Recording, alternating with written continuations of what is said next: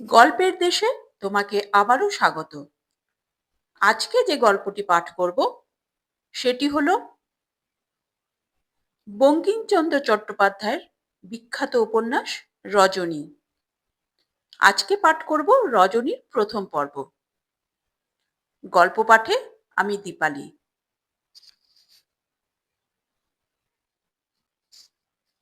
তোমাদের সুখ দুঃখ আর আমার সুখ দুঃখ পরিমিত হইতে পারে না। তোমরা আর আমি ভিন্ন প্রকৃতি। আমার সুখে তোমরা সুখী হইতে পারিবে না, আমার দুঃখ তোমরা বুঝিবে না। আমি একটি ক্ষুদ্র জুথিকার গন্ধে সুখী হইব, আর ষোলকলা শশী আমার লোচনাগ্রে সহস্র নক্ষত্র মণ্ডল মধ্যস্থ হইয়া বিকশিত হইলেও আমি সুখী হইব না। আমার উপাখ্যান কি তোমরা মন দিয়া শুনিবে? আমি জন্মান্ধ। কি প্রকারে বুঝিবে? তোমাদের জীবন দৃষ্টিময়, আমার জীবন অন্ধকার। দুঃখ এই, আমি ইহা অন্ধকার বলিয়া জানি না। আমার এরুদ্ধ নয়নে তাই আলো। না জানি তোমাদের আলো কেমন। তাই বলিয়া কি আমার সুখ নাই? তাহা নহে। সুখ দুঃখ তোমার আমার প্রায় সমান। তুমি রূপ দেখিয়া সুখী, আমি শব্দ শুনিয়াই সুখী। দেখো, এই ক্ষুদ্র ক্ষুদ্র জুথিকা সকলের বৃন্তগুলি কত সূক্ষ্ম, আর আমার এই করস্থ সূচিকাগ্রভাগ আরো কত সূক্ষ্ম। আমি এই সূচিকাগ্রে সেই ক্ষুদ্র পুষ্পবৃন্ত সকল বিদ্ধ করিয়া মালা গাঁথি। আসই সব মালাই গাঁথিয়াছি। কেহ কখনো আমার গাঁথা মালা পরিয়া বলে না যে কানায় মালা গাঁথিয়াছে। আমি মালাই গাঁথিতাম। বালিগঞ্জের প্রান্তভাগে আমার পিতার একখানি পুষ্পোদ্যান জমা ছিল, তাহাই তাহার উপজীবিকা ছিল। ফাল্গুন মাস হইতে যতদিন ফুল ফুটিত ততদিন পর্যন্ত পিতা প্রত্যহ তথা হইতে পুষ্প চয়ন করিয়া আনিয়া দিতেন। আমি মালা গাঁথিয়া দিতাম। পিতা তাহা লইয়া মহানগরীর পথে পথে বিক্রয় করিতেন। মাতা গৃহকর্ম করিতেন। অবকাশ মতে পিতামাতা উভয়েই আমার মালা গাঁথায় সহায়তা করিতেন। ফুলের স্পর্শ বড় সুন্দর। পরিতে বুঝি বড় সুন্দর হইবে? ঘ্রাণে পরম সুন্দর বটে। কিন্তু ফুল গাঁথিয়া দিন চলে না। অম্লের বৃক্ষের ফুল নাই। সুতরাং পিতা নিতান্ত দরিদ্র ছিলেন।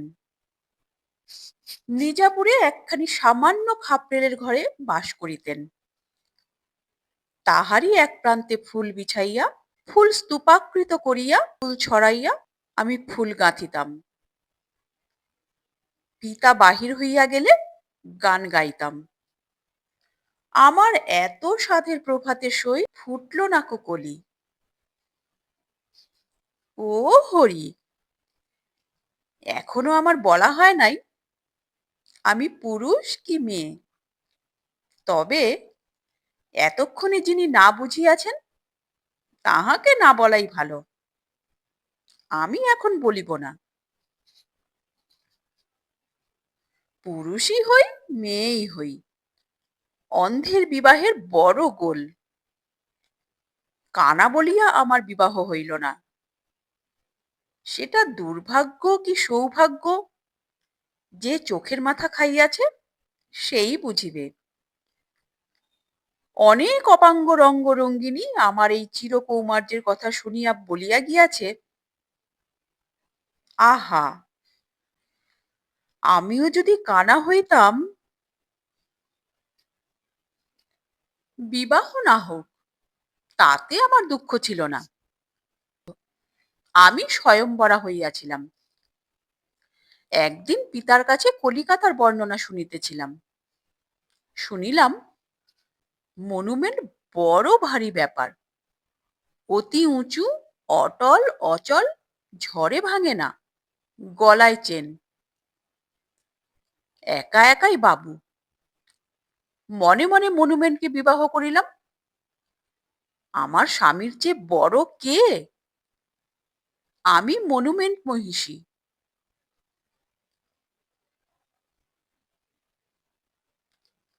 কেবল একটি বিবাহ নহে, যখন মনুমেন্টকে বিবাহ করি তখন আমার বয়স 15 বৎসর।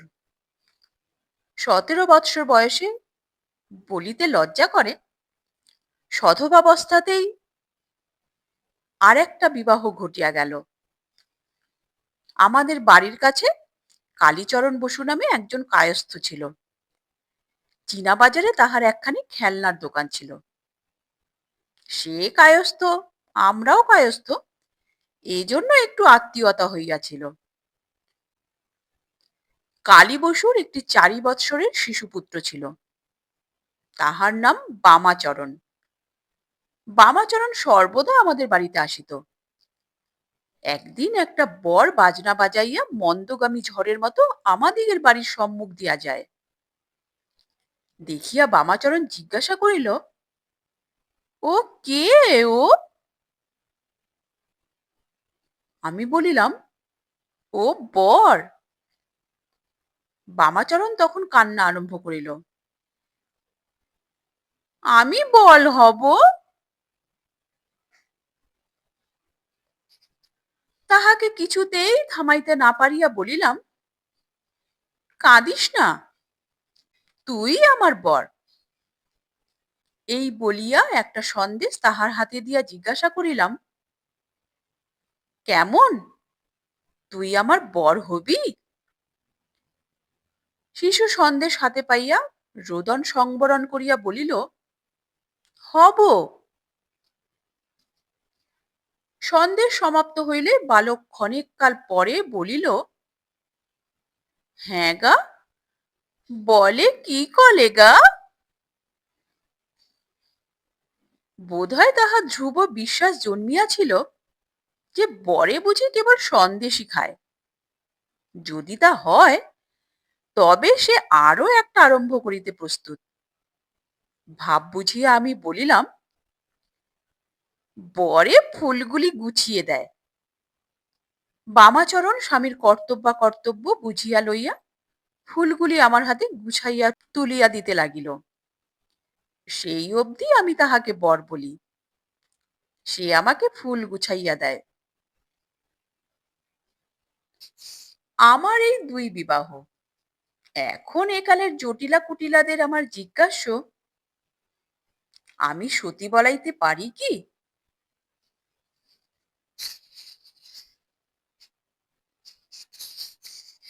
বড় বাড়িতে ফুল জোগানো বড় দায়। সেকালের মালিনী মাসি রাজবাড়িতে ফুল জোগাইয়া মশানে গিয়াছিল। ফুলের মধু খেলে বিদ্যা সুন্দর, কিল খেলে হীরা মালিনী। কেননা সে বড় বাড়িতে ফুল জোগাইত।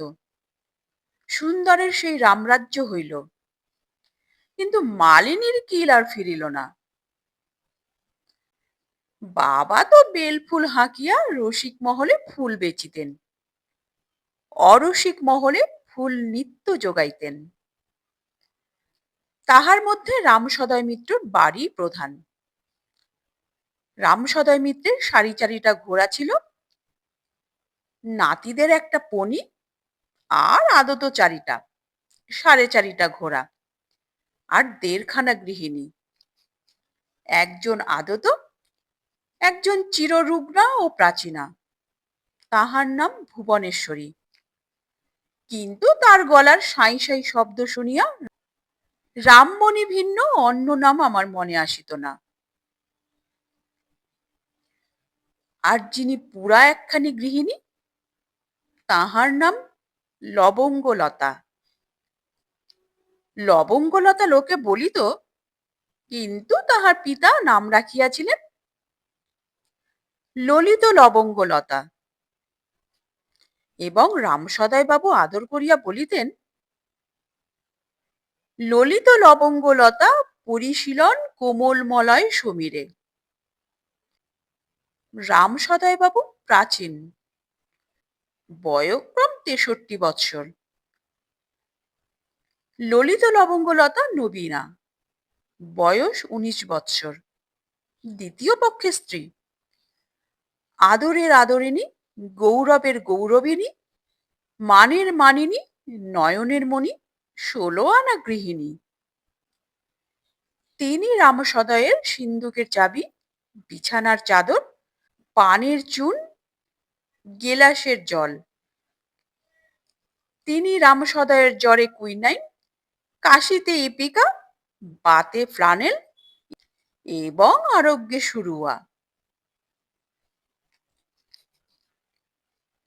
নয়ন নাই, ললিত লবঙ্গলতাকে কখনো দেখিতে পাইলাম না, কিন্তু শুনিয়াছি তিনি রূপসী। রূপ যাওক, গুণ শুনিয়াছি।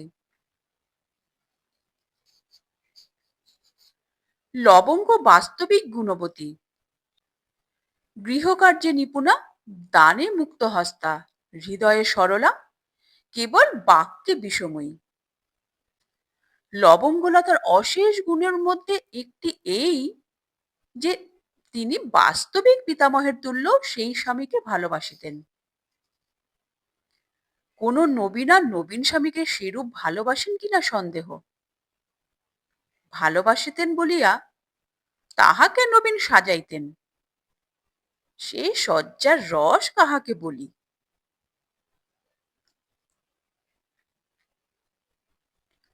আপন হস্তে নিত্য শুভ্র কেশে কলপ মাখাইয়া কেশগুলি রঞ্জিত করিতেন। যদি রামসদয় লজ্জার অনুরোধে কোনোদিন মলমলে ধুতি পরিত, স্বহস্তে তাহা ত্যাগ করাইয়া কোকিল পেরে, ফিতে পেরে, কলকা পেরে পরাইয়া দিতেন। মলমলের ধুতিখানি তৎক্ষণাৎ বিধবা দরিদ্রদিগকে বিতরণ করিতেন। রামসদয় প্রাচীন বয়সে আতরের শিশি দেখিলে ভয়ে পলাইত লবঙ্গলতা, তাহার নিদ্রিতাবস্থায় সর্বাঙ্গে আতর মাখাইয়া দিতেন। রামসদয়ের চশমাগুলি লবঙ্গ প্রায় চুরি করিয়া ভাঙিয়া ফেলিত। সোনাটুকু লইয়া যাহার কন্যার বিবাহের সম্ভাবনা তাহাকে দিত। রামসদয়ের নাক ডাকিলে লবঙ্গ ৬ গাছা মল বাহির করিয়া পড়িয়া ঘরময় ঝমঝম করিয়া রামসদয়ের নিদ্রা ভাঙিয়া দিত। লবঙ্গলতা আমাদের ফুল কিনিত, ৪ আনার ফুল লইয়া ২ টাকা মূল্য দিত। তাহার কারণ, আমি কানা। মালা পাইলে লবঙ্গ গালি দিত, বলিত, এমন কদর্য মালা আমাকে দিস কেন? কিন্তু মূল্য দিবার সময় ডবল পয়সার সঙ্গে ভুল করিয়া টাকা দিত। ফিরাইয়া দিতে গেলে বলিত, ও আমার টাকা নয়। ২ বার বলিতে গেলে গালি দিয়া তাড়াইয়া দিত। তাহার দানের কথা মুখে আনিলে মারিতে আসিত। বাস্তবিক রামসদয় বাবুর ঘর না থাকিলে আমাদিগের দিনপাত হইত না। তবে যাহা রয়েস হয় তাই ভালো বলিয়া মাতা লবঙ্গের কাছে অধিক লইতেন না। দিনপাত হইলেই আমরা সন্তুষ্ট থাকিতাম।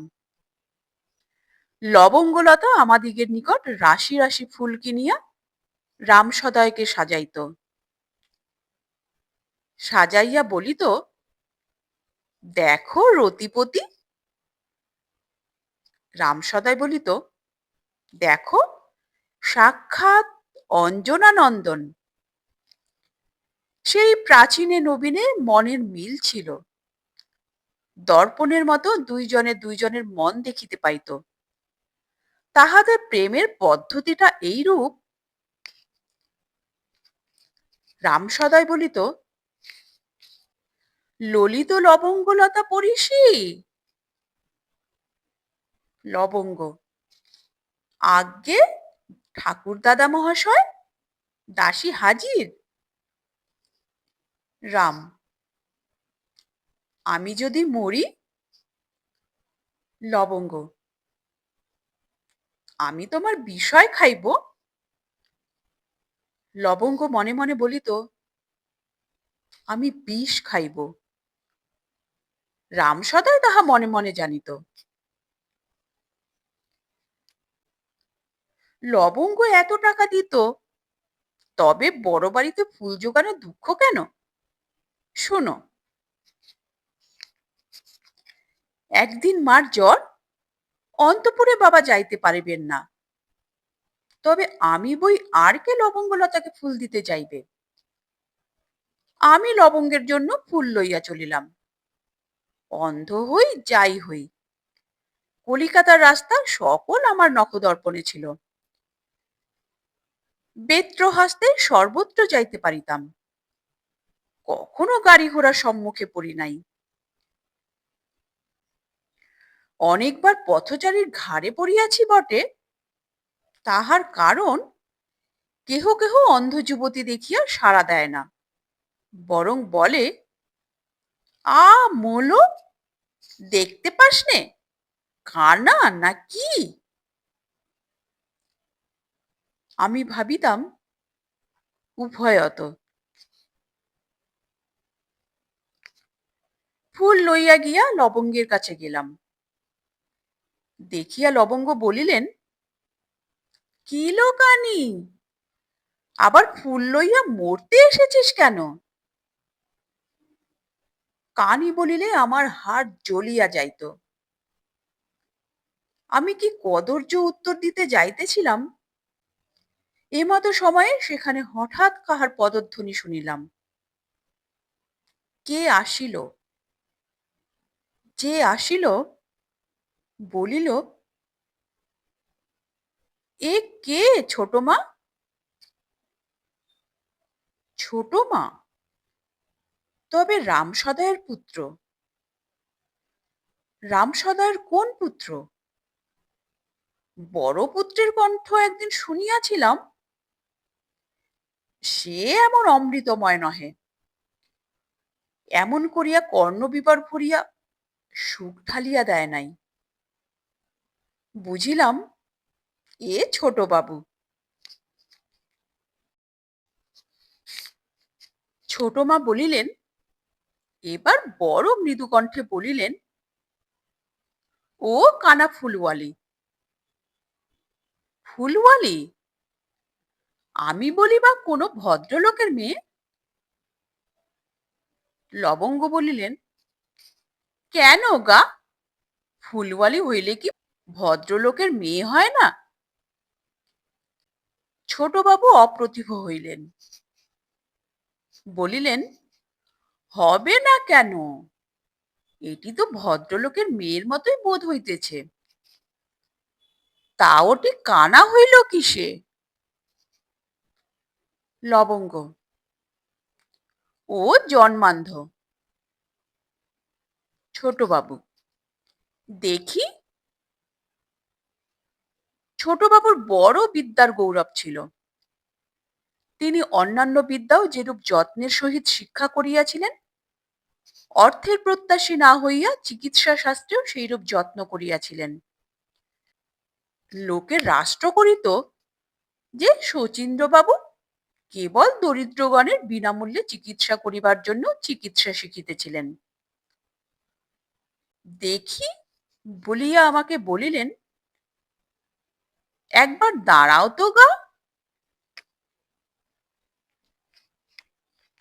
আমি জড়সড় হইয়া দাঁড়াইলাম। ছোটবাবু বলিলেন, আমার দিকে চাও। চাবো কি ছাই? আমার দিকে চোখ ফিরাও। কানা চোখে শব্দভেদী বান মারিলাম। ছোটবাবুর মনের মতো হইল না। তিনি আমার দাড়ি ধরিয়া মুখ ফিরাইলেন। ডাক্তারির কপালে আগুন জ্বেলে দি, সেই চিবুক স্পর্শে আমি মরিলাম। সেই স্পর্শ পুষ্পময়, সেই স্পর্শে যুথি, জাতি, মল্লিকা, শেফালিকা, কামিনী, গোলাপ, সেঁউতি সব ফুলের ঘ্রাণ পাইলাম। বোধ হইল আমার আশেপাশে ফুল, আমার মাথায় ফুল, আমার গায়ে ফুল, আমার পরাণে ফুল, আমার বুকের ভিতরে ফুলের রাশি। মরি মরি, কোন বিধাতা এ কুসুমময় স্পর্শ করিয়াছিল।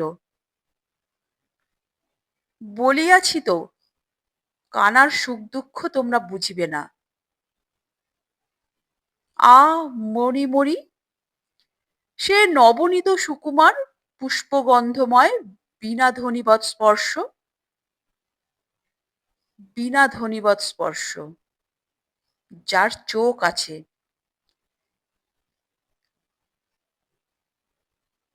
যার চোখ আছে, সে বুঝিবে কি প্রকারে। আমার সুখ দুঃখ আমাতেই থাকুক। যখন সে স্পর্শ মনে পড়িত, তখন কত বিরাধুনী কর্ণে শুনিতাম, তাহা তুমি বিলোল কটাক্ষ কুশলিনী, কি বুঝিবে। ছোটবাবু বলিলেন, না, এ কানা সারিবার নয়। আমার তো সেই জন্য ঘুম হইতেছিল না। লবঙ্গ বলিল, তা না সারুক, টাকা খরচ করিলে কানার কি বিয়ে হয় না? ছোটবাবু, কেন, এর কি বিবাহ হয় নাই? লবঙ্গ, না, টাকা খরচ করিলে হয়। ছোটবাবু, আপনি কি ইহার বিবাহ জন্য টাকা দিবেন? লবঙ্গ রাগিল, বলিল, এমন ছেলেও দেখি নাই। আমার কি টাকা রাখিবার জায়গা নাই? বিয়ে কি হয়, তাই জিজ্ঞাসা করিতেছি। মেয়ে মানুষ, সকল কথা তো জানি না। বিবাহ কি হয়? ছোটবাবু ছোট মাকে চিনিতেন। হাসিয়া বলিলেন, তা মা, তুমি টাকা রেখো, আমি সম্বন্ধ করিব। মনে মনে ললিত লবঙ্গলতার মুণ্ডপাত করিতে করিতে আমি সে স্থান হইতে পলাইলাম। তাই বলিতেছিলাম, বড় মানুষের বাড়ি ফুল জোগানো বড় দায়।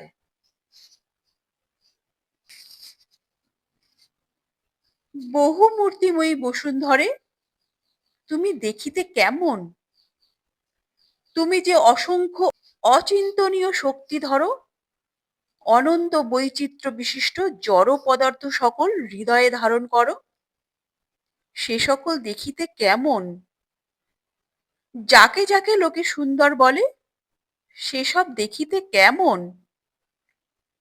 তোমার হৃদয়ে যে অসংখ্য বহু প্রকৃতি বিশিষ্ট জন্তুগণ বিচরণ করে, তারা সব দেখিতে কেমন?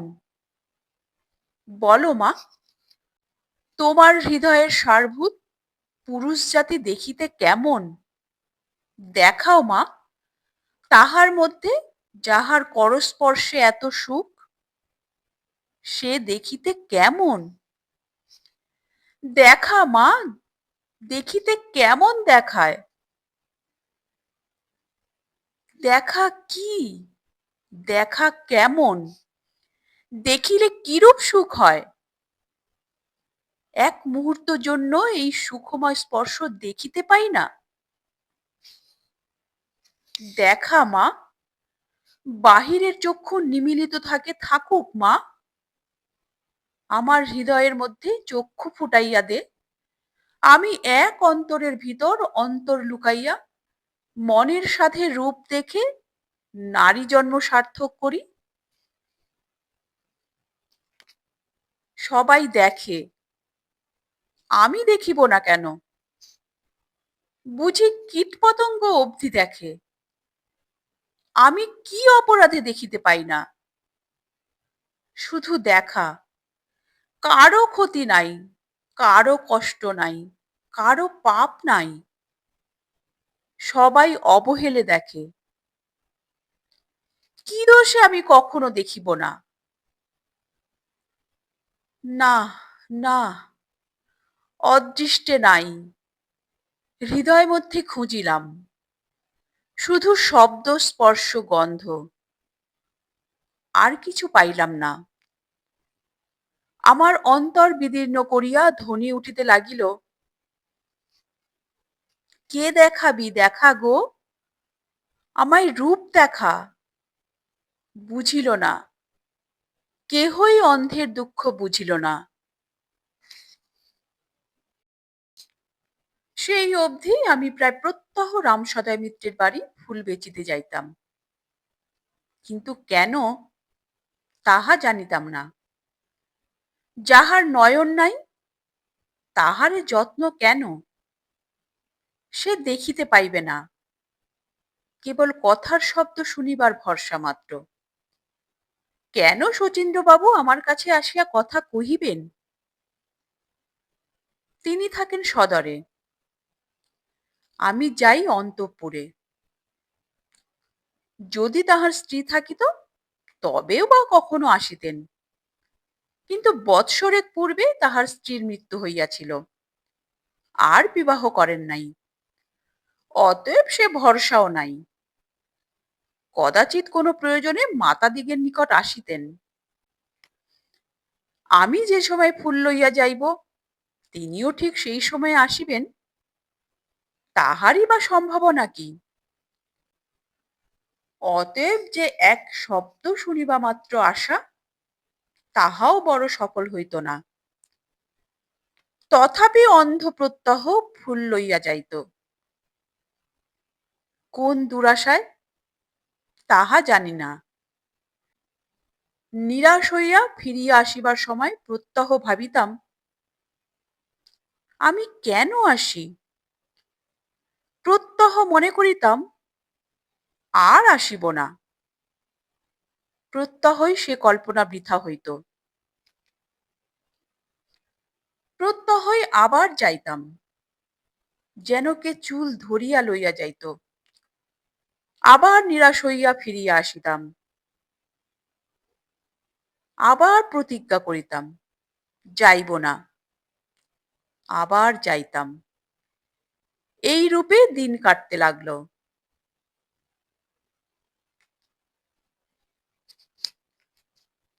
মনে মনে আলোচনা করিতাম, কেন যাই? শুনিয়াছি স্ত্রী জাতি পুরুষের রূপে মুগ্ধ হইয়া ভালোবাসে। আমি কানা, কাহার রূপ দেখিয়াছি? তবে কেন যাই? কথা শুনিব বলিয়া? কখনো কেহ শুনিয়াছে যে কোন রমণী শুধু কথা শুনিয়া উন্মাদিনী হইয়াছে? আমিও কি তাই হইয়াছি? তাও কি সম্ভব? যদি তাই হয় তবে বাদ্য শুনিবার জন্য বাদকের বাড়ি যাই না কেন? সেতার, সারেঙ্গ, এজরাস, বেহালার অপেক্ষা কি শচীন্দ্র সুকণ্ঠ? সে কথা মিথ্যা।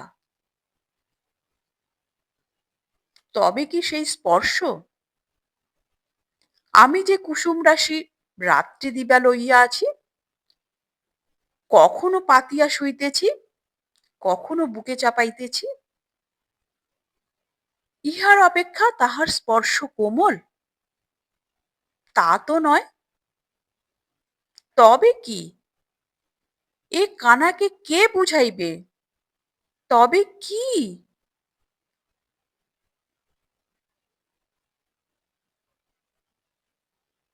তোমরা বুঝো না, বুঝাইবে কি?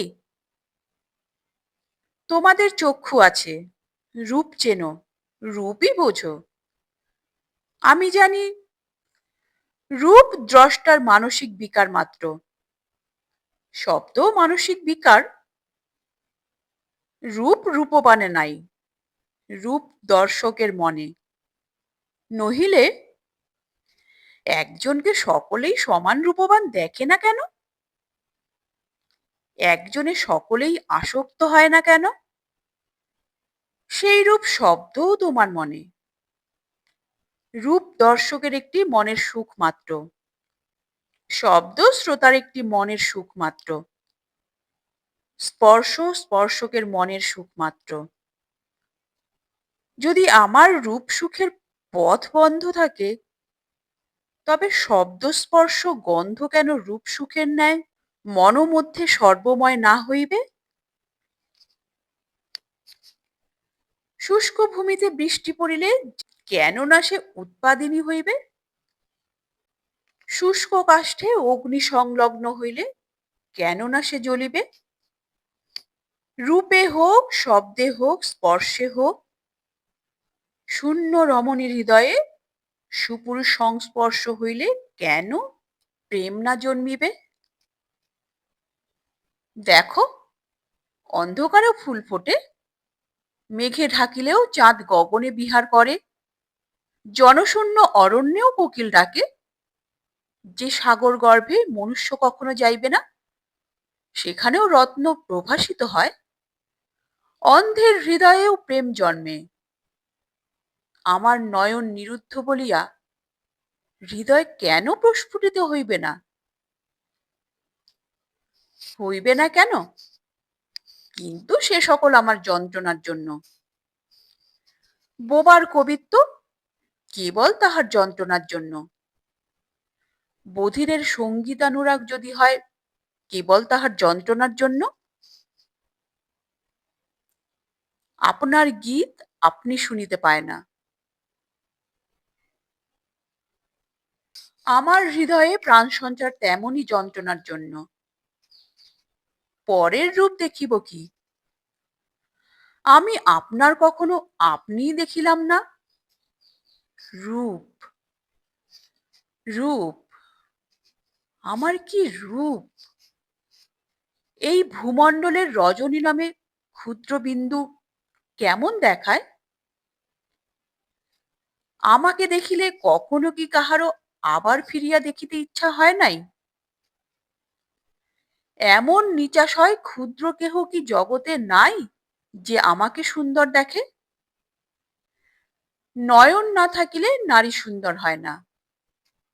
আমার নয়ন নাই, তবে কারিগরে পাথর খুদিয়া চক্ষুশূন্য মূর্তি গড়ে কেন?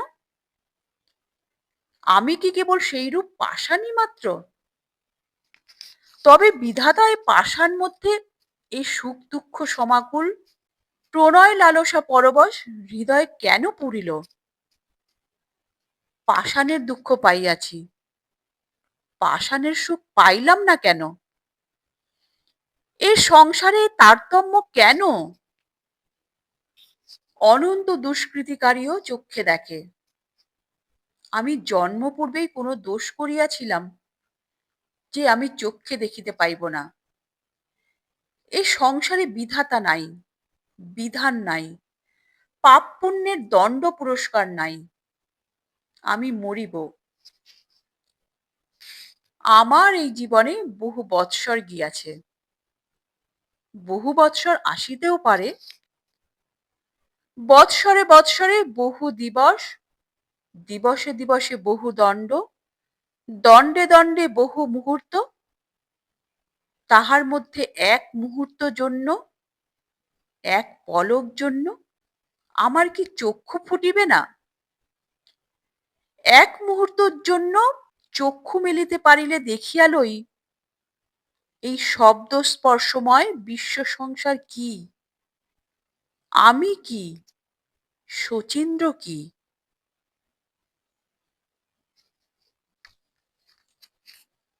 আমি প্রত্যহই ফুল লইয়া যাইতাম। ছোটবাবুর কথার শব্দ শ্রবণ প্রায় ঘটিত না, কিন্তু কদাচিৎ দুই একদিন ঘটিত। সে আহ্লাদের কথা বলিতে পারি না। আমার বোধ হইত বর্ষার জল ভরা মেঘ যখন ডাকিয়া বর্ষে, তখন মেঘের বুঝি সেই রূপ আহ্লাদ হয়। আমারও সেই রূপ ডাকিতে ইচ্ছা করিত। আমি প্রত্যহ মনে করিতাম, আমি ছোটবাবুকে কতকগুলি বাছা ফুলের তোড়া বাঁধিয়া দিয়া আসিব, কিন্তু তাহা একদিনও পারিলাম না। একে লজ্জা করিত, আবার মনে ভাবিতাম ফুল দিলে তিনি দাম দিতে চাহিবেন, কি বলিয়া না লইব। মনের দুঃখে ঘরে আসিয়া ফুল লইয়া ছোটবাবুকেই গড়িতাম। কি গড়িতাম তাহা জানি না, কখনো দেখি নাই। এদিকে আমার যাতায়াতে একটি অচিন্তনীয় ফল ফলিতেছিল। আমি তাহার কিছুই জানিতাম না। পিতামাতার কথোপকথনে তাহা প্রথম জানিতে পারিলাম। একদিন সন্ধ্যার পর আমি মালা গাঁথিতে গাঁথিতে ঘুমাইয়া পড়িয়াছিলাম।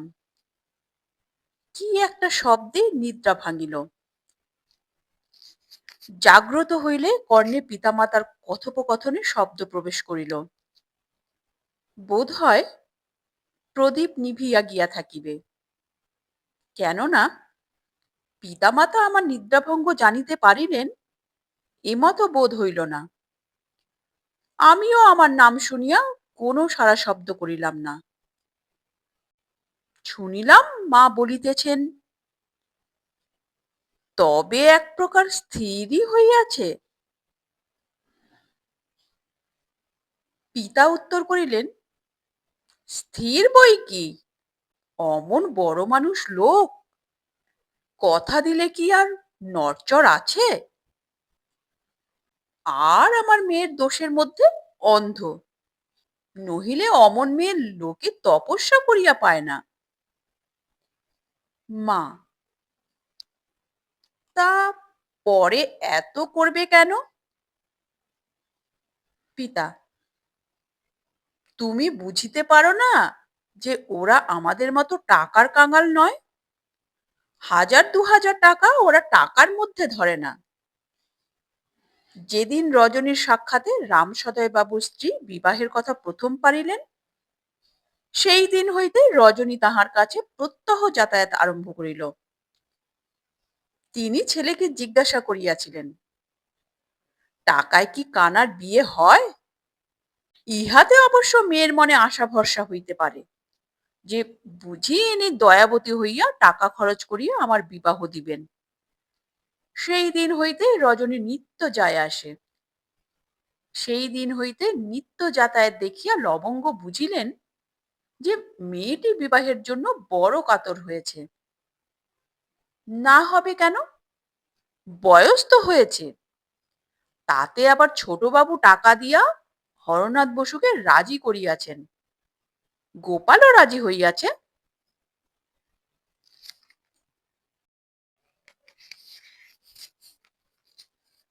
হরনাথ বসু রামসদয় বাবুর বাড়ির সরকার, গোপাল তাহার পুত্র। গোপালের কথা কিছু কিছু জানিতাম। গোপালের বয়স 30 বৎসর, একটি বিবাহ আছে, কিন্তু সন্তানাদি হয় নাই। গৃহধর্মার্থে তাহার গৃহিণী আছে, সন্তানার্থ অন্ধপত্নীতে তাহার আপত্তি নাই। বিশেষ লবঙ্গ তাহাকে টাকা দিবে। পিতামাতার কথায় বুঝিলাম গোপালের সঙ্গে আমার সম্বন্ধ স্থির হইয়াছে। টাকার লোভে সে 20 বৎসরের মেয়েও বিবাহ করিতে প্রস্তুত। টাকায় জাতি কিনিবে। পিতামাতা মনে করিলেন এ জন্মের মতো অন্ধকন্যা উদ্ধারপ্রাপ্ত হইল। তাহারা আহ্লাদ করিতে লাগিলেন। আমার মাথায় আকাশ ভাঙিয়া পড়িল। তার পরদিন স্থির করিলাম আর আমি লবঙ্গের কাছে যাইব না।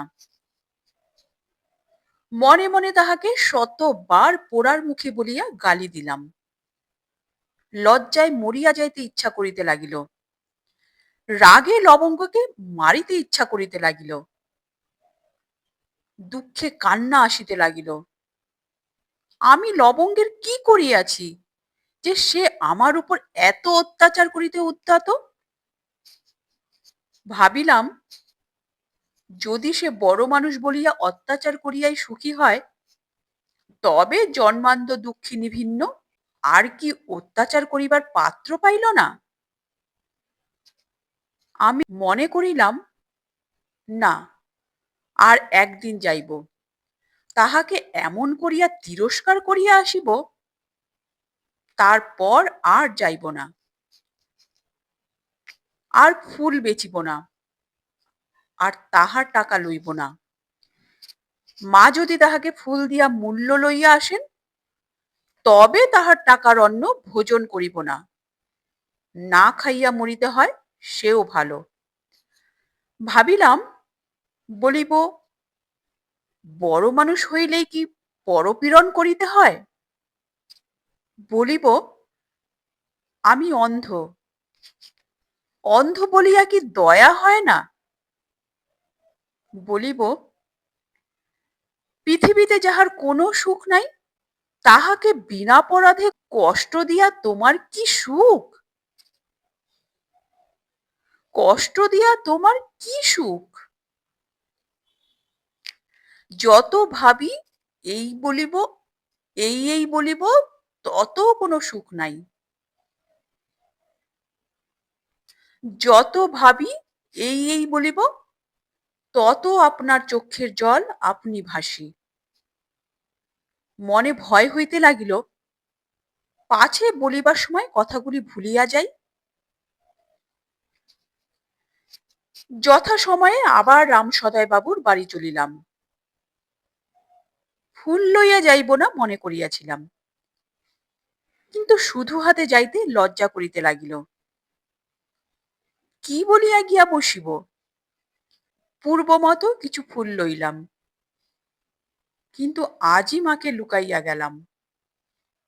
ফুল দিলাম, তিরস্কার করিব বলিয়া লবঙ্গের কাছে বসিলাম। কি বলিয়া প্রসঙ্গ উত্থাপন করিব? হরি, হরি, হরি, কি বলিয়া আরম্ভ করিব? গোড়ার কথা কোনটা? যখন চারিদিকে আগুন জ্বলিতেছে, আগে কোন দিক নিবাইব? কিছু বলা হইল না। কথা পারিতেই পারিলাম না। কান্না আসিতে লাগিল। ভাগ্যক্রমে লবঙ্গ আপনি প্রসঙ্গ তুলিল।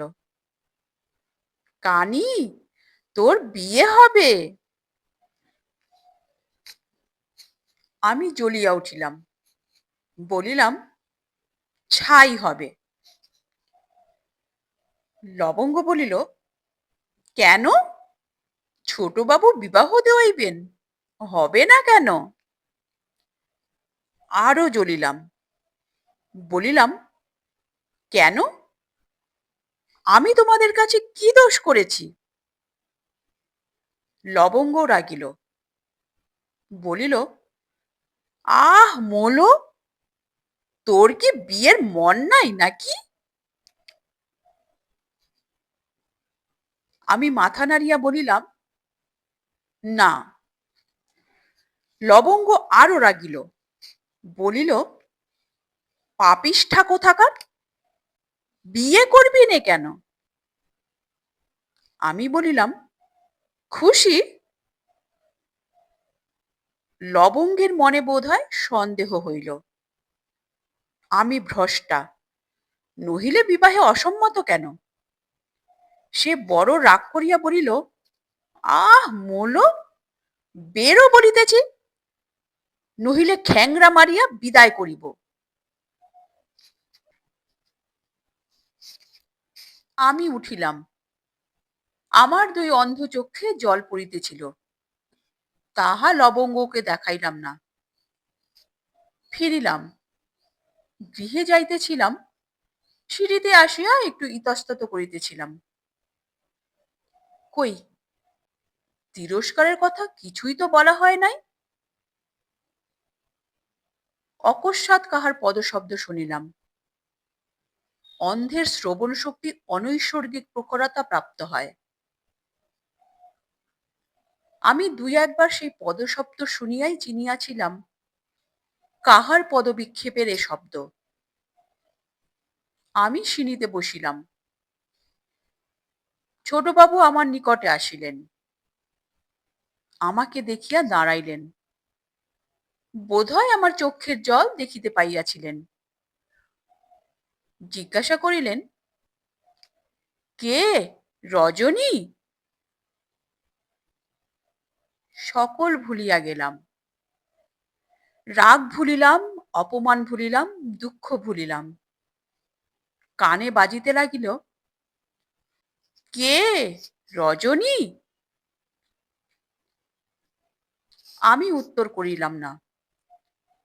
মনে করিলাম আর দুই একবার জিজ্ঞাসা করুন, আমি শুনিয়া কান জুড়াই। ছোটবাবু জিজ্ঞাসা করিলেন, রজনী, কাঁদিতেছ কেন? আমার অন্তর আনন্দে ভরিতে লাগিল। চক্ষের জল আরো উছলিতে লাগিল। আমি কথা কহিলাম না। আরো জিজ্ঞাসা করুন। মনে করিলাম আমি কি ভাগ্যবতী, বিধাতা আমায় কানা করিয়াছেন, কালা করেন নাই।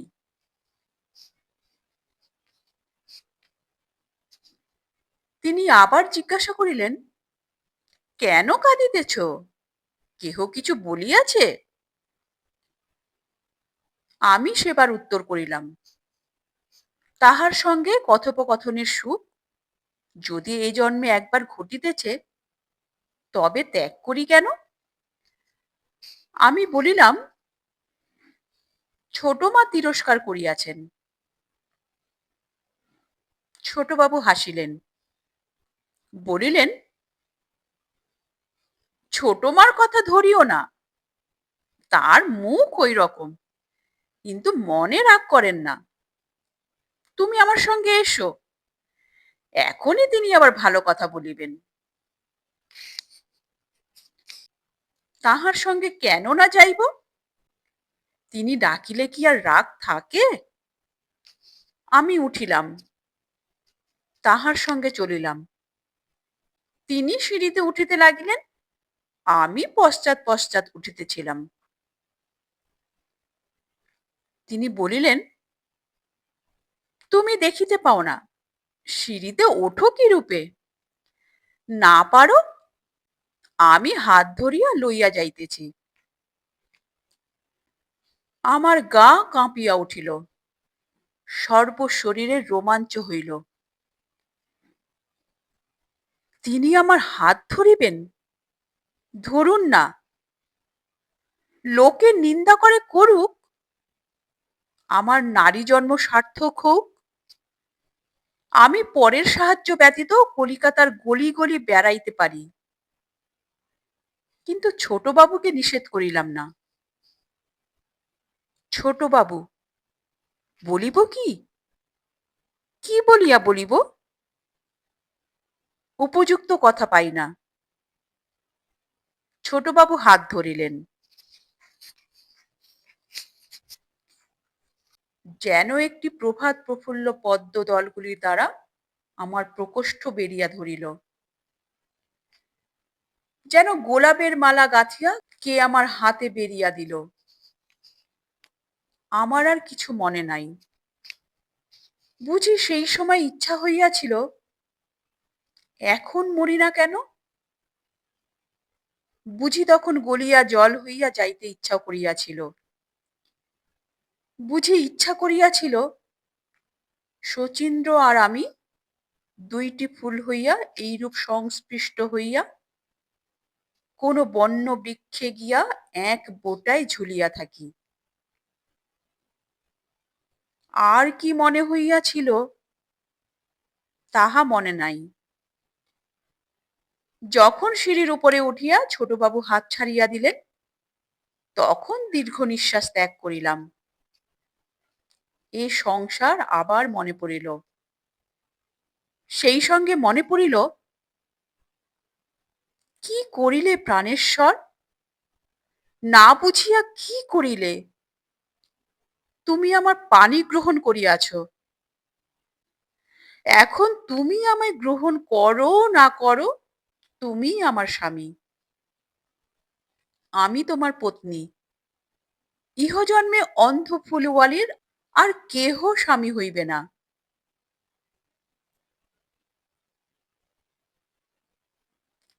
সেই সময় কি পোড়া লোকের চোখ পড়িল? বুঝি তাই? ছোটবাবু ছোটমার কাছে গিয়া জিজ্ঞাসা করিলেন, রজনীকে কি বলিয়াছ গা, সে কাঁদিতেছে? ছোট মা আমার চক্ষে জল দেখিয়া অপ্রতিভ হইলেন, আমাকে ভালো কথা বলিয়া কাছে বসাইলেন। বয়োজ্যেষ্ঠ সপত্নী পুত্রের কাছে সকল কথা ভাঙিয়া বলিতে পারিলেন না। ছোটবাবু ছোটমাকে প্রসন্ন দেখিয়া নিজ প্রয়োজনে বড় মার কাছে চলিয়া গেলেন। আমিও বাড়ি ফিরিয়া আসিলাম। এদিকে গোপাল বাবুর সঙ্গে আমার বিবাহের উদ্যোগ হইতে লাগিল। দিন স্থির হইল, আমি কি করিব? ফুল গাঁথা বন্ধ করিয়া দিবারাত্র কিসে এ বিবাহ বন্ধ করিব, সেই চিন্তা করিতে লাগিলাম। এ বিবাহে মাতার আনন্দ, পিতার উৎসাহ, লবঙ্গলতার যত্ন, ছোটবাবু ঘটক, এক কথাটি সর্বাপেক্ষা কষ্টদায়ক। ছোটবাবু ঘটক, আমি একা অন্ধ কি প্রকারে ইহার প্রতিবন্ধকতা করিব? কোনো উপায় দেখিতে পাইলাম না। মালা গাঁথা বন্ধ হইল। মাতা পিতা মনে করিলেন, বিবাহের আনন্দে আমি বিহ্বল হইয়া মালা গাঁথা ত্যাগ করিয়াছি। ঈশ্বর আমাকে এক সহায় আনিয়া দিলেন। বলিয়াছি, গোপাল বসুর বিবাহ হইয়াছিল, তাহার পত্নীর নাম চাঁপা, বাপ রেখেছিল চম্পকলতা। চাঁপাই কেবল এই বিবাহে অসম্মত। চাঁপা একটু শক্ত মেয়ে, যাহাতে ঘরে সপত্নী না হয় তাহার চেষ্টার কিছু ত্রুটি করিল না। হীরালাল নামে চাঁপার এক ভাই ছিল, চাঁপার অপেক্ষা 1.5 বৎসরের ছোট।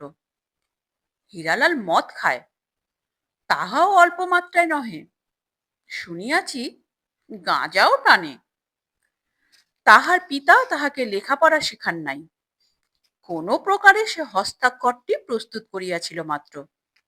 তথাপি রামসদয় বাবু তাহাকে কোথা কেরানিগিরি করিয়া দিয়াছিলেন।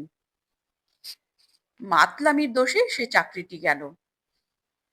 হরনাথ বসু তাহার দমে ভুলিয়া লাভের আশায় তাহাকে দোকান করিয়া দিলেন।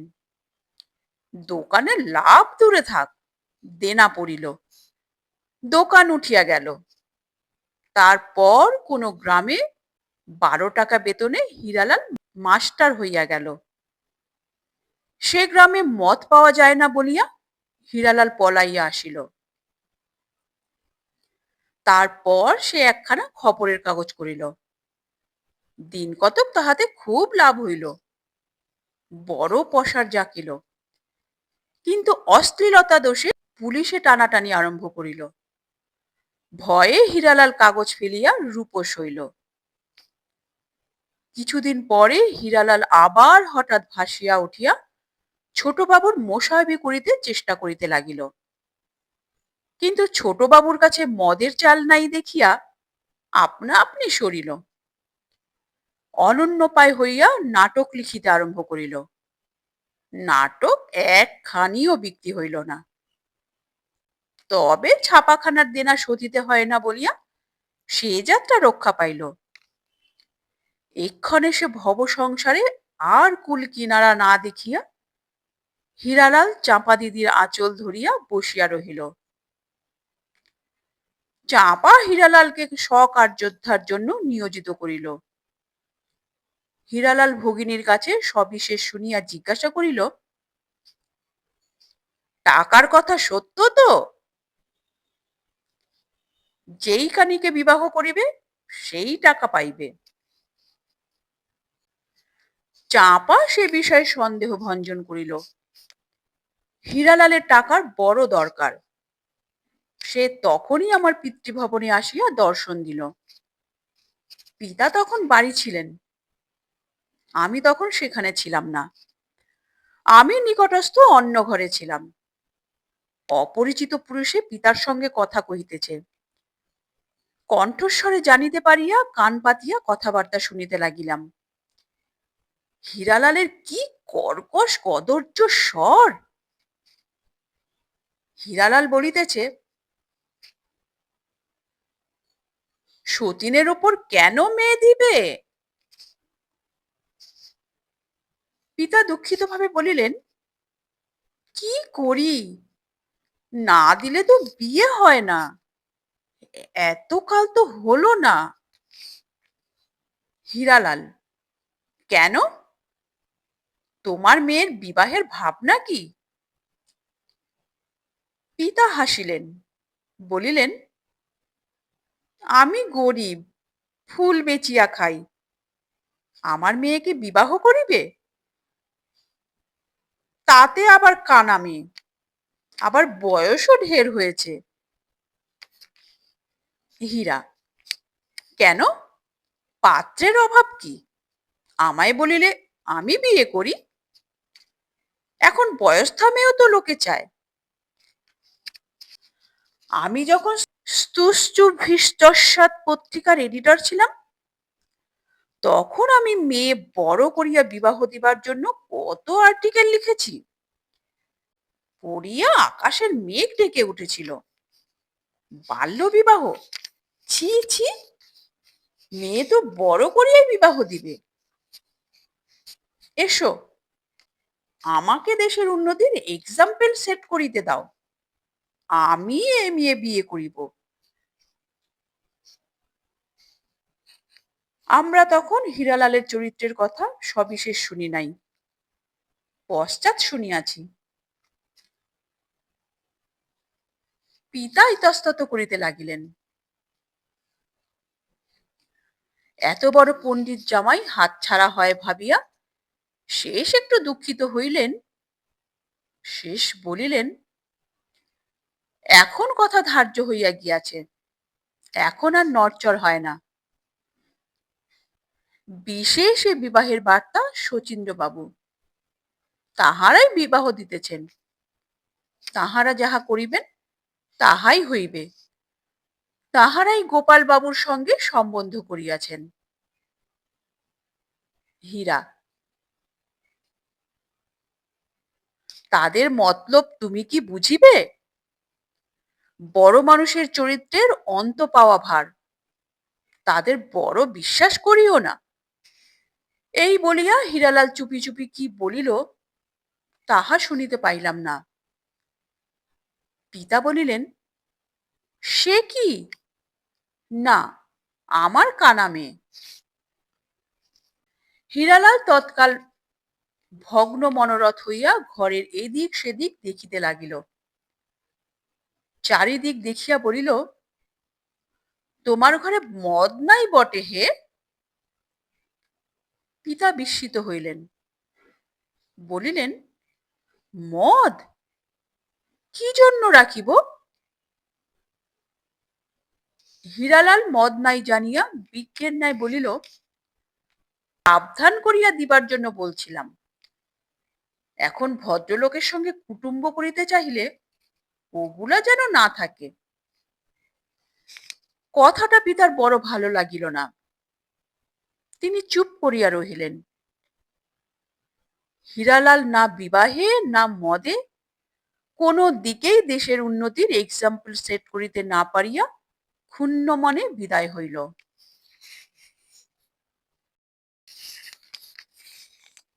বিবাহের দিন অতি নিকট হইল। আর একদিন মাত্র বিলম্ব আছে।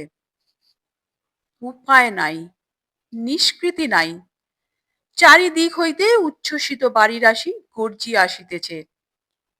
নিশ্চিত ডুবিব। তখন লজ্জার জলাঞ্জলি দিয়া মাতার পায়ে আছড়াইয়া পড়িয়া কাঁদিতে লাগিলাম। সরো হাত করিয়া বলিলাম, আমার বিবাহ দিও না, আমি আইবুড়ো থাকিব। মা বিস্মিত হইয়া জিজ্ঞাসা করিলেন, কেন কেন? তাহার উত্তর দিতে পারিলাম না, কেবল সরোহাত করিতে লাগিলাম, কেবল কাঁদিতে লাগিলাম। মাতা বিরক্ত হইলেন, রাগিয়া উঠিলেন, গালি দিলেন, শেষে পিতাকে বলিয়া দিলেন। পিতাও গালি দিয়া মারিতে আসিলেন। আর কিছু বলিতে পারিলাম না। উপায় নাই, নিষ্কৃতি নাই, ডুবিলাম। সেই দিন বৈকালে গৃহে কেবল আমি একা ছিলাম। পিতা বিবাহের খরচ সংগ্রহে গিয়াছিলেন, মাতা দ্রব্য সামগ্রী কিনিতে গিয়াছিলেন। এসব যে সময়ে হয়, সে সময়ে আমি দ্বার দিয়া থাকিতাম। না হয় বামাচরণ আমার কাছে বসিয়া থাকিত। বামাচরণ এদিন বসিয়াছিল। একজনকে দ্বার ঠেলিয়া গৃহ মধ্যে প্রবেশ করিল। চেনা পায়ের শব্দ নহে। জিজ্ঞাসা করিলাম, কে গা? তোমার জম। কথা উপযুক্ত বটে, কিন্তু স্বর স্ত্রীলোকের। ভয় পাইলাম না, হাসিয়া বলিলাম, আমার জম কি আছে? তবে এতদিন কোথা ছিলে? স্ত্রীলোকটির রাগ শান্তি হইল না। এখন জানবি, বড় বিয়ের স্বাদ, পোড়ামুখী আবাগি, ইত্যাদি গালির ছড়া আরম্ভ হইল।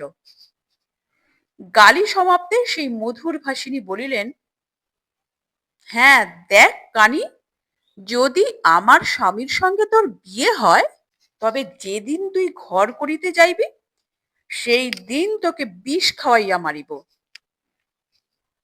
বুঝিলাম চাপা খোদ।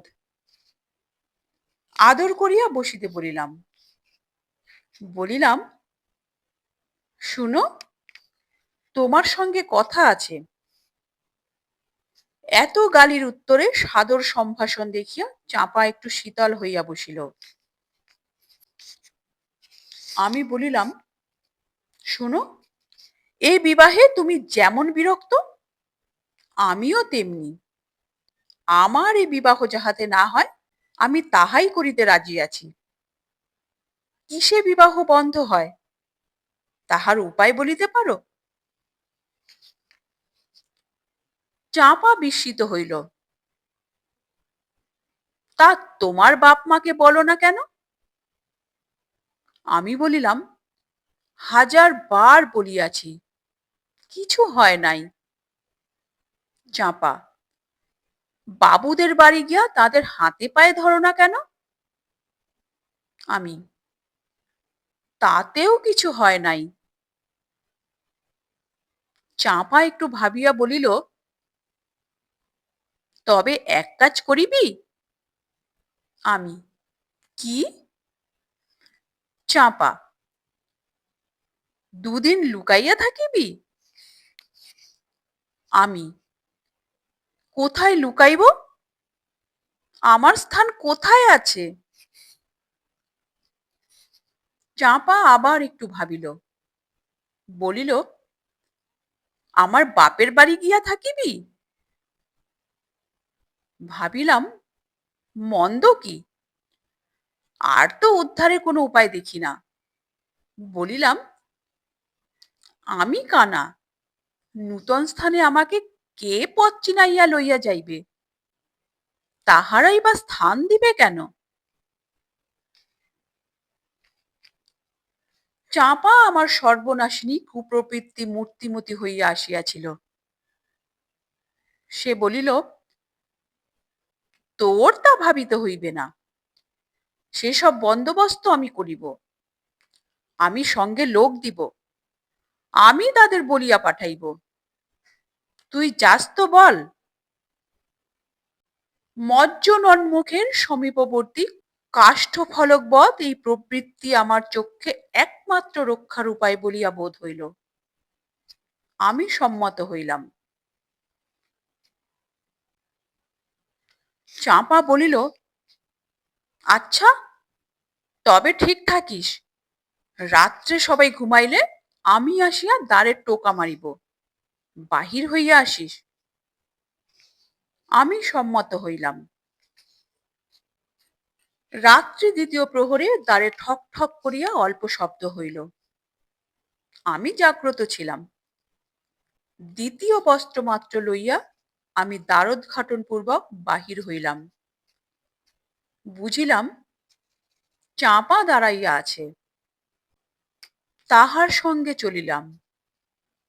একবার ভাবিলাম না, একবার বুঝিলাম না যে কি দুষ্কর্ম করিতেছি। পিতামাতার জন্য মন কাতর হইল বটে, কিন্তু তখন মনে মনে বিশ্বাস ছিল যে অল্প দিনের জন্য যাইতেছি। বিবাহের কথা নিবৃত্তি পাইলেই আবার আসিব। আমি চাঁপার গৃহে, আমার শ্বশুর বাড়ি। উপস্থিত হইলে চাঁপা আমায় সদ্যই লোক সঙ্গে দিয়া বিদায় করিল। পাছে তাহার স্বামী জানিতে পারে, এই ভয়ে বড় তাড়াতাড়ি করিল। যে লোক সঙ্গে দিল তাহার সঙ্গে যাওয়ার পক্ষে আমার বিশেষ আপত্তি, কিন্তু চাঁপা এমনই তাড়াতাড়ি করিল যে আমার আপত্তি ভাসিয়া গেল। মনে করো কাহাকে আমার সঙ্গে দিল? হীরালালকে। হীরালালের মন্দ চরিত্রের কথা তখন আমি কিছুই জানিতাম না, সেই জন্য আপত্তি করি নাই। সে যুবা পুরুষ, আমি যুবতী, তাহার সঙ্গে কি প্রকারে একা যাইব, এই আপত্তি। কিন্তু তখন আমার কথা কে শোনে? আমি অন্ধ, পথ অপরিচিত, রাত্রে আসিয়াছি, সুতরাং পথে যে সকল শব্দ ঘটিত চিহ্ন চিনিয়া রাখিয়া আসিয়া থাকি, সে সকল কিছু শুনিতে পাই নাই। অতএব বিনা সহায়ে বাড়ি ফিরিয়া যাইতে পারিলাম না। বাড়ি ফিরিয়া গেলেও সেই পাপ বিবাহ, অগত্যা হীরালালের সঙ্গে যাইতে হইল। তখন মনে হইল আর কেহ অন্ধের সহায় থাক না থাক, মাথার উপর দেবতা আছেন, তাহারা কখনো লবঙ্গলতার ন্যায় পীড়িতকে পীড়ন করিবেন না।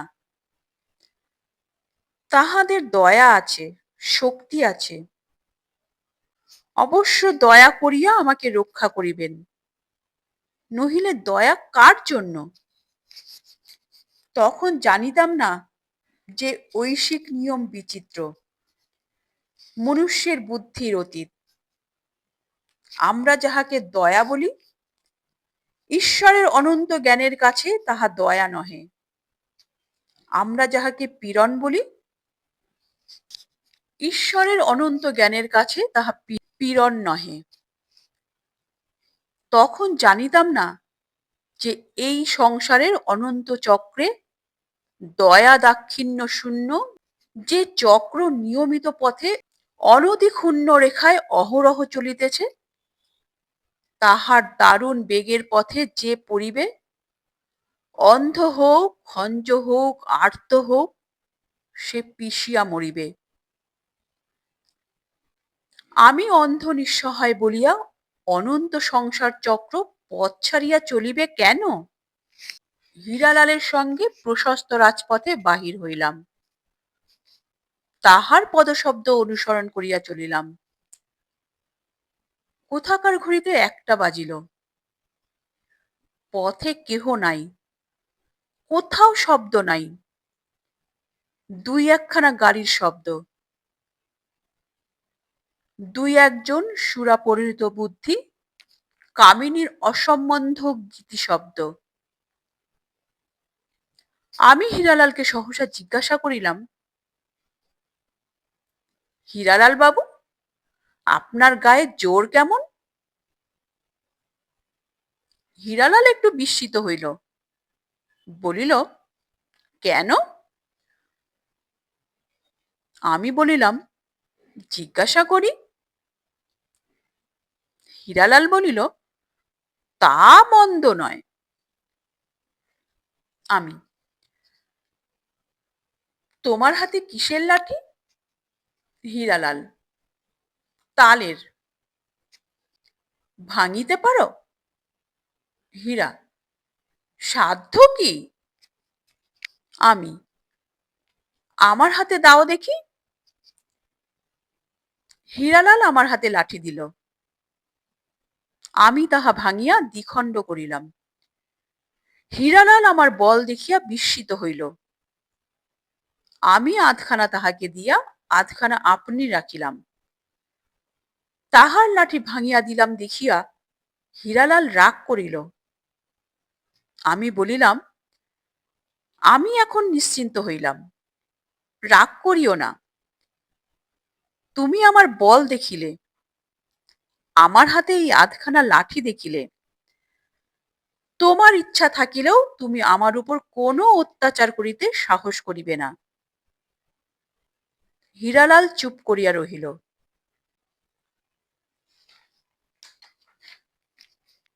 হীরালাল জগন্নাথের ঘাটে গিয়া নৌকা করিল। রাত্রিকালে দক্ষিণা বাতাসে পাল দিল। সে বলিল, তাহাদের পিত্রালয় হুগলি। আমি তাহা জিজ্ঞাসা করিতে ভুলিয়া গিয়াছিলাম।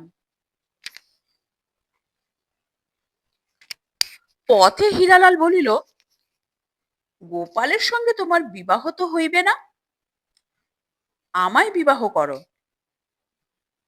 আমি বলিলাম, না। হীরালাল বিচার আরম্ভ করিল। তাহার যত্ন যে বিচারের দ্বারা প্রতিপন্ন করে যে তাহার ন্যায় সৎপাত্র পৃথিবীতে দুর্লভ, আর আমার ন্যায় কুপাত্রীও পৃথিবীতে দুর্লভ। আমি উভয়ই স্বীকার করিলাম, তথাপি বলিলাম যে না, তোমাকে বিবাহ করিব না। তখন হীরালাল বড় ক্রুদ্ধ হইল, বলিল, কানাকে কে বিবাহ করিতে চাহে? এই বলিয়া নীরব হইল। উভয়ে নীরব রহিলাম। এই রূপে রাত্রি কাটিতে লাগিল। তাহার পরে শেষ রাত্রে হীরালাল অকস্মাৎ মাঝিদিগকে বলিল, এইখানে ভিড়ো। মাঝিরা নৌকা লাগাইল। নৌকাতলে ভূমিস্পর্শ শব্দ শুনিলাম। হীরালাল আমাকে বলিল, নামো, আসিয়াছি। সে আমার হাত ধরিয়া নামাইল। আমি কুলে দাঁড়াইলাম। তাহার পর শব্দ শুনিলাম, যেন হীরালাল আবার নৌকায় উঠিল। মাঝিদিগকে বলিল, দে, নৌকা খুলিয়া দে। আমি বলিলাম, সে কি, আমাকে নামাইয়া দিয়া নৌকা খুলিয়া দাও কেন? হীরালাল বলিল, আপনার পথ আপনিই দেখো। মাঝিরা নৌকা খুলিতে লাগিল। দাঁড়ের শব্দ শুনিলাম। আমি তখন কাতর হইয়া বলিলাম, তোমার পায়ে পড়ি, আমি অন্ধ। যদি একান্তই আমাকে ফেলিয়া যাইবে, তবে কাহারও বাড়ি পর্যন্ত আমাকে রাখিয়া দিয়া যাও। আমি তো এখানে কখনো আসি নাই, এখানকার পথ চিনিব কি প্রকারে? হীরালাল বলিল, আমাকে বিবাহ করিতে সম্মত আছো? আমার কান্না আসিল। অনেক রোদন করিলাম। রাগে হীরালালকে বলিলাম, তুমি যাও, তোমার কাছে কোনো উপকারও পাইতে নাই। রাত্রি প্রভাত হইলে তোমার অপেক্ষা দয়ালু শত শত লোকের সাক্ষাৎ পাইব, তাহারা অন্ধের প্রতি তোমার অপেক্ষা দয়া করিবে। হীরালাল, দেখা পেলে তো? এ যে চড়া, চারিদিকে জল, আমাকে বিবাহ করিবে? হীরালালের নৌকা তখন কিছু বাহিরে গিয়াছিল। শ্রবণ শক্তি আমার জীবন অবলম্বন, শ্রবণই আমার চক্ষের কাজ করে। কেহ কথা বলিলে কত দূরে কোন দিকে কথা কহিতেছে তাহা অনুভব করিতে পারি। হীরালাল কোন দিকে কত দূরে থাকিয়া কথা কহিল তাহা মনে মনে অনুভব করিয়া জলে নামিয়া সেই দিকে ছুটিলাম। ইচ্ছা নৌকা ধরিব, গলা জল অবধি নামিলাম, নৌকা পাইলাম না। নৌকা আরো বেশি জলে, নৌকা ধরিতে গেলে ডুবিয়া মরিব। তালের লাঠি তখনও হাতে ছিল। আবার ঠিক করিয়া শব্দানুভব অনুভব করিয়া বুঝিলাম হীরালাল এই দিকে, এত দূর হইতে কথা কহিতেছে। পিছু হটিয়া কোমর জলে উঠিয়া শব্দের স্থানানুভব করিয়া সবলে সেই তালের লাঠি নিক্ষেপ করিলাম। চিৎকার করিয়া হীরালাল নৌকার উপর পড়িয়া গেল। খুন হইয়াছে, খুন হইয়াছে বলিয়া মাঝিরা নৌকা খুলিয়া দিল। বাস্তবিক সেই পাপিষ্ঠ খুন হয় নাই। তখনই তাহার মধুর কণ্ঠ শুনিতে পাইলাম। নৌকা বাহিয়া চলিল। সে উচ্চ স্বরে আমাকে গালি দিতে দিতে চলিল। অতি কদর্য অশ্রাব্য ভাষায় পবিত্র গঙ্গা কলুষিত করিতে করিতে চলিল। আমি স্পষ্ট শুনিতে পাইলাম যে সে শাসাইতে লাগিল যে আবার খবরের কাগজ করিয়া আমার নামে আর্টিকেল লিখিবে। সেই জনহীন রাত্রিতে আমি অন্ধ যুবতী একা সেই দ্বীপে দাঁড়াইয়া গঙ্গার কলকল জলকল্লোল শুনিতে লাগিলাম। হায়, মানুষের জীবন কি অসার তুই! কেন আসিস, কেন থাকিস, কেন যাস? এ দুঃসময় জীবন কেন? ভাবিলে জ্ঞান থাকে না। শচীন্দ্রবাবু একদিন তাহার মাতাকে বুঝাইতেছিলেন সকলই নিয়মাধীন। মানুষের এই জীবন কি কেবল এই নিয়মের ফল? যে নিয়মে ফুল ফোটে, মেঘ ছোটে, চাঁদ ওঠে, যে নিয়মে জল বুদবুদ ভাসে, হাসে, মিলায়, যে নিয়মে ধুলা ওড়ে, তৃণ পুড়ে, পাতা খসে, সেই নিয়মেই কি সুখ, এই সুখ দুঃখময় মনুষ্য জীবন আবদ্ধ, সম্পূর্ণ বিলীন হয়? যে নিয়মের অধীন হইয়া ওই নদী গর্ভস্থ কুম্ভীর শিকারের সন্ধান করিতেছে, যে নিয়মের অধীন হইয়া এই চরে ক্ষুদ্র কীট সকল অন্য কীটের সন্ধান করিয়া বেড়াইতেছে, সেই নিয়মের অধীন হইয়া আমি শচীন্দ্রের জন্য প্রাণ ত্যাগ করিতে বসিয়াছি। ধিক প্রাণ ত্যাগে, ধিক প্রণয়ে, ধিক মনুষ্য জীবনে।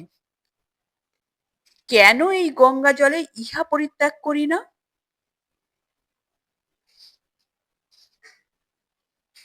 জীবন অসার, সুখ নাই বলিয়া অসার? তাহা নহে। শিমুল গাছে শিমুল ফুলি ফুটিবে, তাহা বলিয়া তাহাকে অসার বলিব না। দুঃখময় জীবনে দুঃখ আছে বলিয়া তাহাকে অসার বলিব না। কিন্তু অসার বলি এই জন্য যে দুঃখই দুঃখের পরিণাম, তাহার পর আর কিছু নাই। আমার মর্মের দুঃখ আমি একা ভোগ করিলাম, আর কেহ জানিল না, আর কেহ বুঝিল না। দুঃখ প্রকাশের ভাষা নাই বলিয়া তাহা বলিতে পারিলাম না, শ্রোতা নাই বলিয়া তাহা শুনাইতে পারিলাম না, সহৃদয় বোদ্ধা নাই বলিয়া তাহা বুঝাইতে পারিলাম না। একটি শিমুল বৃক্ষ হইতে সহস্র শিমুল বৃক্ষ হইতে পারিবে, কিন্তু তোমার দুঃখে আর কয়জনের দুঃখ হইবে? পরের অন্তঃকরণ মধ্যে পরে প্রবেশ করিতে পারে এমন কয়জন পর পৃথিবীতে জন্মিয়াছে? পৃথিবীতে কে এমন জন্মিয়াছে যে অন্ধ পুষ্পনারীর দুঃখ বুঝিবে? কে এমন জন্মিয়াছে যে এ ক্ষুদ্র হৃদয়ে প্রতি কথায়, প্রতি শব্দে, প্রতি বর্ণে কত সুখ দুঃখের তরঙ্গ ওঠে তাহা বুঝিতে পারে? সুখ দুঃখ, হ্যাঁ, সুখও আছে।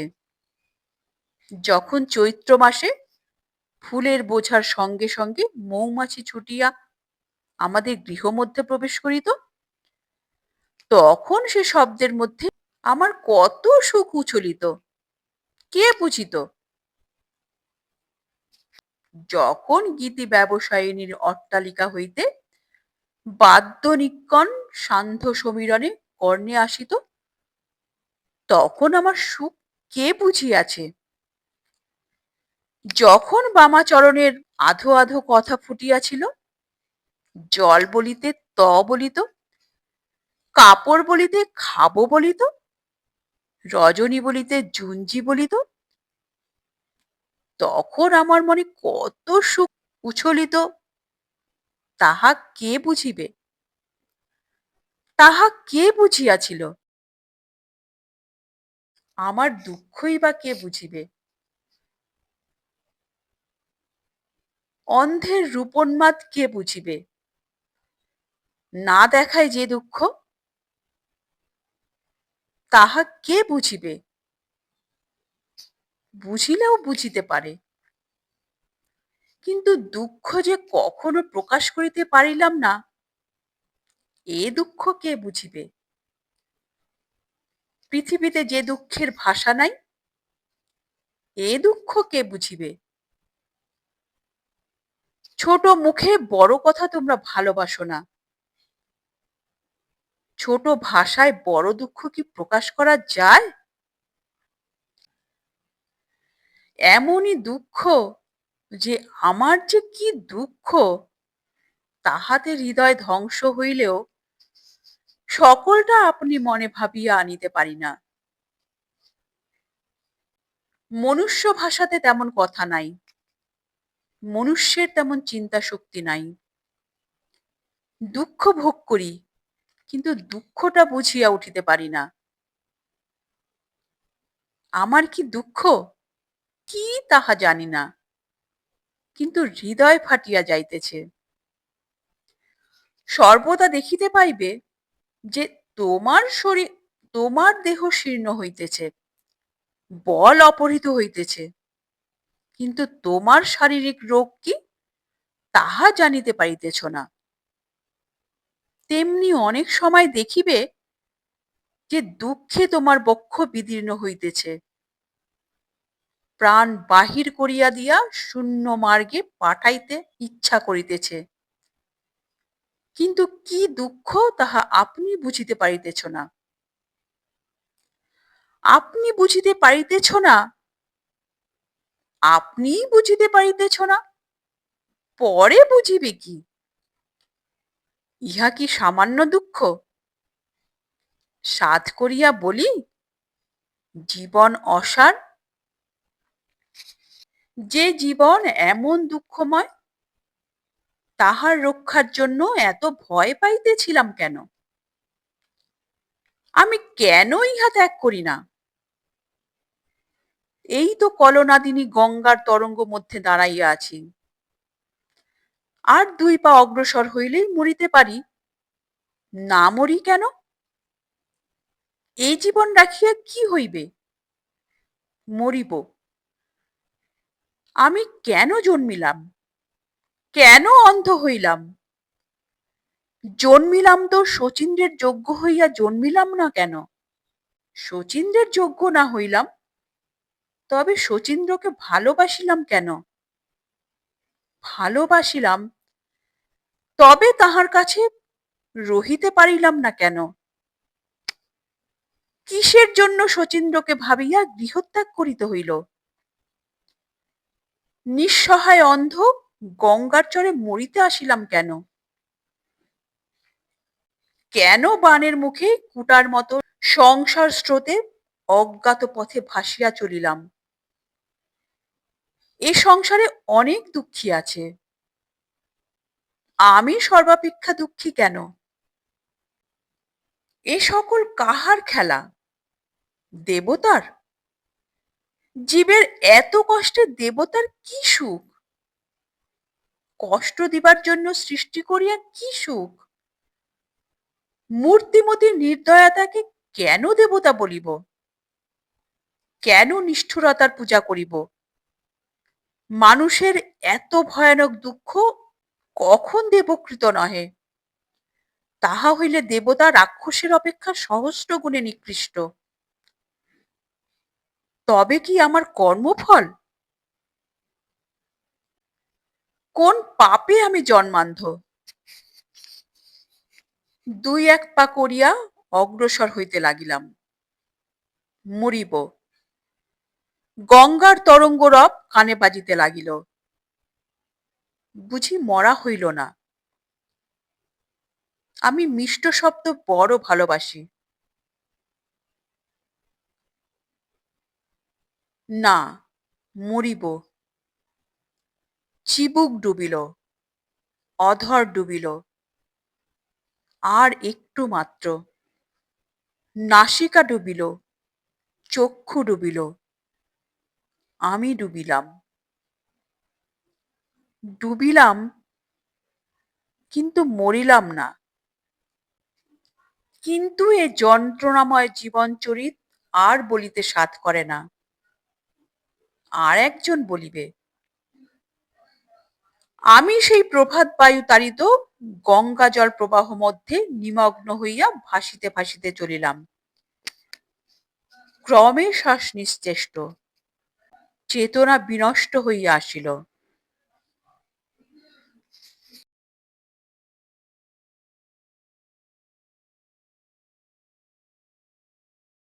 নমস্কার। গল্পের দেশের আজকের এই নিবেদন কেমন লাগলো তা কমেন্ট করে অবশ্যই জানাবে। ভালো লাগলে লাইক করে দিও এবং তোমার প্রিয়জনদের সঙ্গে প্রচুর প্রচুর প্রচুর শেয়ার করো, এবং আরো এই ধরনের নিত্য নতুন অডিও স্টোরি শোনার জন্য চ্যানেলটির সঙ্গে জুড়ে থাকো। চ্যানেলে যারা নতুন এসছো তারা চ্যানেলটিকে সাবস্ক্রাইব করে বেল আইকনটি প্রেস করে রাখো, যেন পরবর্তী নোটিফিকেশন সবার আগে তোমার কাছে পৌঁছায়।